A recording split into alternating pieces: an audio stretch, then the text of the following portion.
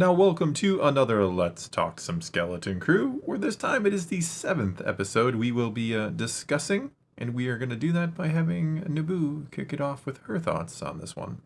I'm actually a little blown away. Like, Yeah. I was not expecting going into a show that kept saying kids, family friendly, Space Goonies, to have quite as much emotional impact as this show can give you. Yes, and that it is also, though it is family friendly, it is not afraid to go very dark. No. I mean, Jod straight up killed someone right in front of the children. Yeah, and then he just goes off on the children too later on. That was probably, acting-wise, I would say, emotional hit-wise, that was probably the best scene in the entire episode. I agree with that, yeah. The fact that him just yelling at those kids. He was just completely unfiltered, letting it all out and letting his true nature show through, that he just does not care about them or anything but his own. No, whatever happened to him as a kid, however he grew up, shaped him into this. Yeah, I still am going with the idea he was a youngling. Probably got taken away or left the order or was kidnapped, pick your poison. But something happened to him at a very young age. Yeah, I think that has a lot to do with it. That he feels like he was abandoned. He was given to the Jedi. Something happened where he was taken away from them too. And he doesn't feel like he has a home. He doesn't feel like he has parents and all of that. Right, being raised amongst pirates, or at least joining with pirates, he sees community and family as something you betray and is betrayed by you. Well, I mean, you can see that by the way he kind of treats his crew, like they should kind of worship him. Like, Right. Oh, I'm a better leader than Brutus. That's all it's about. It's like, I am the one you guys should be looking up to because I'm me, essentially. Right, he was making an example out of Brutus. Yeah. But going back to that scene where he just like went off on the kids, even their reaction, just watching them act like kids, watching them as they're like you could feel it in just watching it, you could feel the helplessness is here's this adult, this authority figure, someone who's more powerful than me, and what can I do? That was perfectly exemplified by Fern's reaction, where she kind of looks like, I'm going to do something. And he's like, what are you going to do? Like, what do you think you can do? Or what do you want to say? And you put yourself in her position and you're like, there's nothing you can do. There's literally nothing she can do. And she knows it. I actually yelled when he killed killed SM30, you did. I yelled, no. I think you yelled about a second before because you realized what was about coming. to happen, yeah. Yeah. I know I saw you people... have the Force, you see things before they happen. I know I saw people in comment sections and stuff asking about, well, how come, the robot, how come he still listened to the kids? And I have a couple of theories. Well, I kind of threw out there that I thought that was maybe, I don't want to say weakest, but it was the most where you're like, oh, okay, he's going to listen to them. But I have some theories too, but let's hear yours. Well, the first one is maybe he decided to overcome his own programming in a sense and side with the kids because he felt that the kids cared about him, and he started to actually reciprocate those emotions in a sense as much as a droid can, that he wanted to look after. And even when he was the bad guy, he was like, sorry, kids. Good point, yeah. No, I agree with that. That's my theory too. He kind of just chose the kids because he wanted to. Kind of overcame his pirate, their guidelines really, right? Yeah. The pirate code. Well, theory number 2 is a little more robotic in nature. He very clearly said that a ship can have one captain, right? Yep. And even Jod, and he's like, well, you're the captain of the big pirate vessel. Even Jod coming and going, I'm the captain of this vessel. He technically didn't renounce being the captain of the other vessel ever, so I could definitely see that being a quote-unquote loophole for SM to exploit and go, well, he still didn't say he's not the captain of the other vessel. Yeah. Which means he'd still try to be the captain of 2 vessels, which means he's not the captain. I do like that SM took their side. I can see KB fixing him in the future. Oh, yeah. He's not going to be left for dead, even though he's kind of dead right now, or in robot terms, deactivated. Watching your head is not on anymore.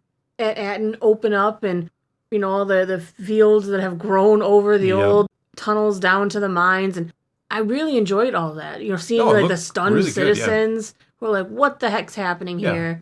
Well, they hear the supervisor, who I think is not really human. I'm tired of dealing with droids. Get me the supervisor. I'm like, oh, you're getting another droid or something, or an AI or something. I wonder if Tack or whatever. Tack Renault, I wonder if he was a robot. What if he was a droid? Well, do you think he was a droid all along? That's curious. What if the reason we never saw his face is because he's actually a droid, and now he's like the droid AI in charge of You literally just blew my mind, because that never had crossed my mind that he might actually have been a droid the whole time, and that's why you don't show his face. Yeah. Like, poof. Right, it could be another reason why SM respected him so much. Okay, I like where you're going with this. I'm just saying it's a possibility. Why not have a droid captain? I mean, why not? It is Star Wars. It wouldn't be like completely unheard of, and it makes sense given we didn't see that. There's assassin robots, commando droids, Grievous, for Pete's sake. Why couldn't... Grievous wasn't a droid. Come on now. He was more machine than man. He was, yes. Even far more than Vader, but... But why not? Why not have it be a droid? That would... Roger. Roger. That would... Jolly Roger. It would go along very well with the decapitated statue. Right. Which... could be both the supervisor and the captain, and we don't see his face because it makes it harder for us to put it all together that they are one and the same, and that is a droid.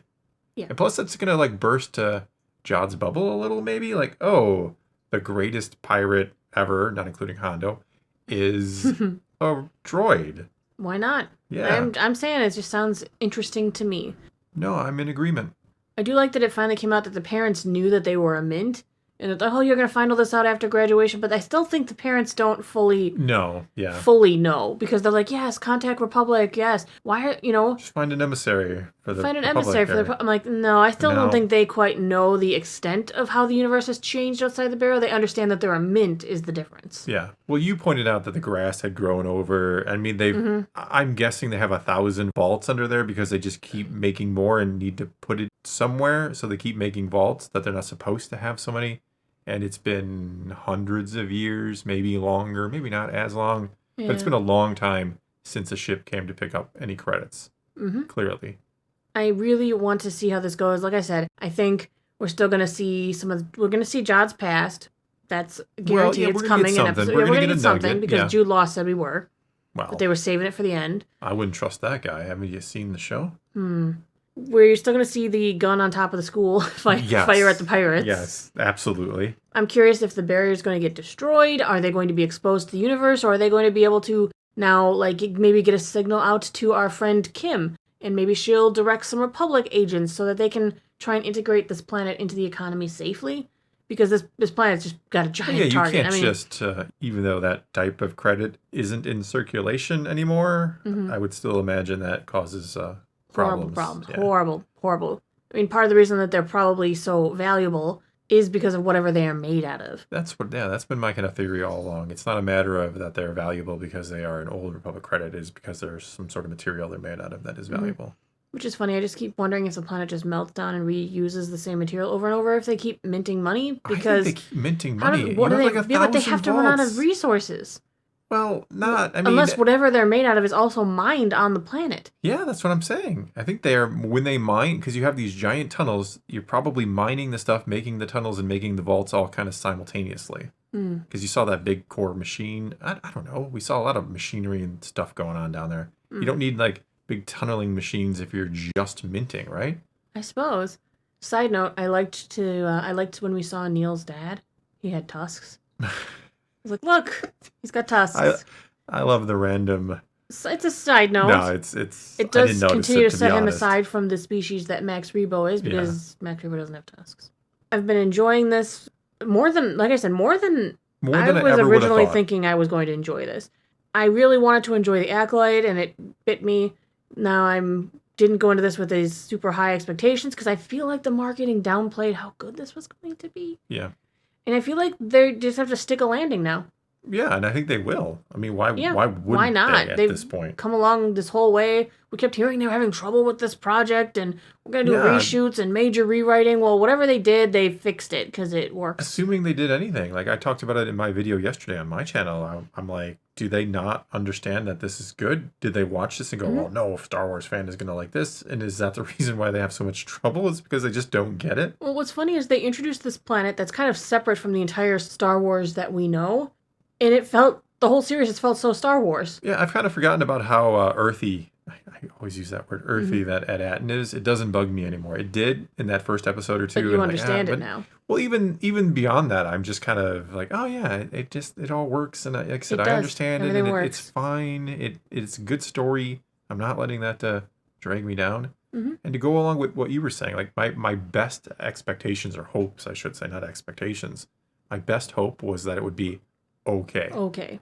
And it is blowing that out of the water. Because it's been interesting. Yeah, it's been interesting. It's humorous. The characters are fantastic. Emotional depth, yeah. Yeah, it's well acted by all characters or actors. It has beautiful imagery. I think it looks really good. The score is on point. Yeah. Everything has been good. You get aliens as main characters? Yeah, aliens as main characters. Brutus, aliens Neil, Everywhere. Kim. Well, I mean, Brutus wasn't a main character, but I know what you're saying. He was important. Yeah, he's an important character. It's not like, look, aliens walking through the background. No, they speak and they act and they do things. Yeah, and it's just been interesting. It's been unique. It's been different. It's been fresh. It's been everything. And I'm amazed, blown away by the show. I can't wait to see the finale next week. Me too. Hopefully it's a little lengthier of an episode. Yeah, you could go for that hour. I know that's too greedy. It's going to be like 48 minutes. That's my guess. Something like there where you're like, it could have been longer, right? But anyway, I think that's going to be all we got for you this time. So now it is your turn to take to the comments below. Time for you to tell us what you thought of the 7th episode of Skeleton Crew. And let's talk some Star Wars. And so until next time, thanks for watching.